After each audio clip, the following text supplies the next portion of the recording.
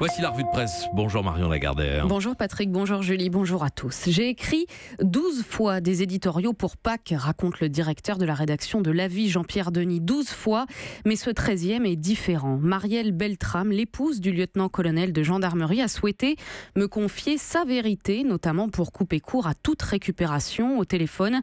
Une voix fatiguée, fragilisée, mais prenant sur elle. Certes, il y a ce qu'elle dit, l'admiration déchirante d'une amoureuse que sublime l'espérance d'une chrétienne, mais il y a surtout, écrit-il, surtout ce qu'elle ne dit pas. Aucune révolte, aucune haine, aucune vengeance, aucune scorie, aucune ombre, pas un mot à l'encontre de l'assassin ni sur le terrorisme, les fichiers S, sur l'État, les politiques, rien contre l'immensité du bien, conclut Jean-Pierre Denis, semble avoir pris dans un tel cœur toute la place disponible. Voilà, ce matin, c'est cet état d'esprit que mettent en avant vos journaux, ce que Bruno Dive dans Sud-Ouest appelle répondre à l'infamie par la dignité, d'autant qu'aujourd'hui, on marchera beaucoup dans Paris, dit-il, en silence, 2 cortèges, l'un le matin et l'autre le soir, 2 héros, l'un volontaire, l'autre à son corps défendant, le gendarme, dit-il, et la vieille dame. La vieille dame, c'est Myriel Knoll, 85 ans, rescapée de la rafle du Veldiv et poignardée à mort chez elle ce week-end. Une femme dont vous trouverez le visage paisible dans tous vos journaux. Photo épinglée sur la porte de son appartement et entourée de petits cœurs en papier rouge. Un meurtre pour lequel la justice privilégie la piste du crime crapuleux, explique le Figaro, tout en retenant le caractère antisémite. Et là aussi, comme l'épouse d'Arnaud Beltrame, par-delà l'ignominie du crime, l'un des fils de Myriel Knoll, Alain, confie à Libération que ce qu'il veut, c'est passer un message d'amour et de tolérance. Finalement, l'enseignement que la France peut en tirer est assez simple, écrit Guillaume Goubert dans La Croix. Chacun de nous, là où il se trouve, doit prendre sa part de la résistance face au terrorisme, continuer à résister à la tentation de la haine, du rejet, témoigner de ce à quoi nous croyons et continuer à vivre très simplement. Il y a ceux qui se recueillent et ceux qui dénoncent, qui s'indignent. C'est le cas du maire de Sevran, en Seine-Saint-Denis, Stéphane Gatignon, qui annonce ce matin qu'il démissionne. Oui, cela fait 17 ans que j'exerce cette fonction, confie-t-il au journal Le Monde. 17 ans à se battre pour transformer cette ville, à tenter de faire péter le ghetto. Mais voilà, malgré leurs déclarations, les gouvernements qui se sont succédés n'ont visiblement pas le même objectif. Stéphane Gatignon, soutien d'Emmanuel Macron déçu, abandonne son fauteuil de maire et dénonce ces situations sur lesquelles tout le monde ferme les yeux.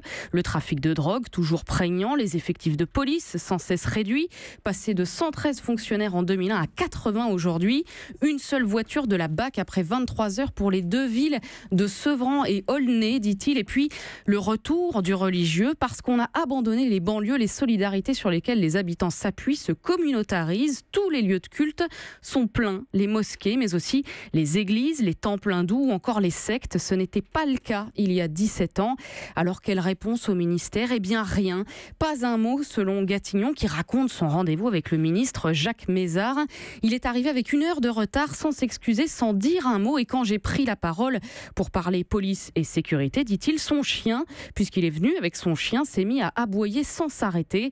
Surréaliste, et de fustiger le nouveau monde de Macron, ses ministres sans expérience de terrain, des technocrates sans aucune vision. En bref, beaucoup de com et peu d'action. Au passage, conclut-il, on ne peut pas lutter contre le terrorisme islamiste sans appréhender, comprendre et surtout intervenir concrètement. Un entretien à retrouver sur lemonde.fr et on rappelle que Gatignon est un soutien de Macron. C'est lui qui parle. Et puis nous sommes mercredi, un coup d'œil sur les publications de la semaine. Oui, où l'on sent bien qu'on essaye de susciter des émotions chez les lecteurs. La peur, d'abord avec cette question en couverture de l'Express.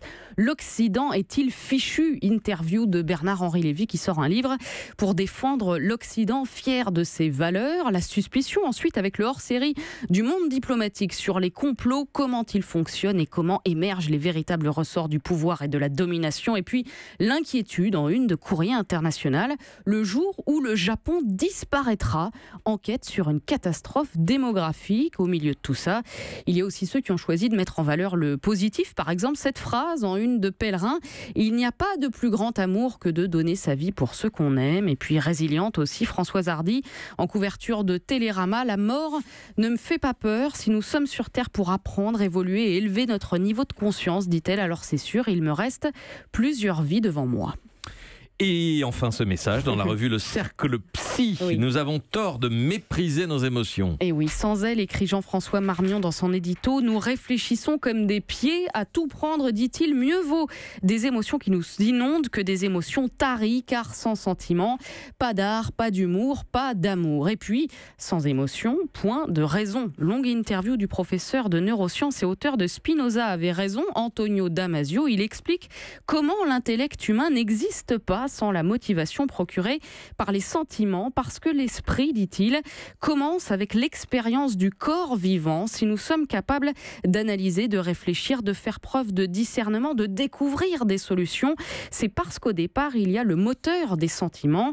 On raconte l'histoire des cultures humaines sous l'angle intellectuel. Or, il faut penser, dit Damasio, que ce sont les sentiments, la douleur physique, la douleur morale ou à l'inverse la joie, qui ont influencé toutes nos entreprises culturelles. Leur contribution est vitale dans nos vies collectives. Voilà, reste à savoir ce que l'on en fait. Un entretien à lire donc dans la revue Cercle Psy et qui résonne tout particulièrement en ce jour de recueillement et, ne nous le cachons pas, d'émotion. Merci à vous Marion Lagardère. Europe 1.